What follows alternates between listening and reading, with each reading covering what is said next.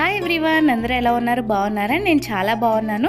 ఈరోజు మీకు సింపుల్గా క్యాబేజ్ అండ్ పెసరపప్పు కర్రీ ఎలా చేసుకోవాలో చూపిస్తాను. ఈ కర్రీ చాలా టేస్టీగా ఉంటుందండి, తప్పకుండా ఒకసారి ట్రై చేయండి. అయితే ముందుగా స్టవ్ ఆన్ చేసి ఒక పాన్ పెట్టుకుని అందులో 3 to 4 టేబుల్ స్పూన్స్ ఆయిల్ వేసుకుని పోపు దినుసులు వేసుకుని ఫ్రై చేసుకోవాలి. ఇందులో ఒక 2 పచ్చిమిరపకాయలు అలాగే 2 వెల్లుల్లి రెబ్బలు కరివేపాకు వేసుకుని ఫ్రై చేసుకోవాలి.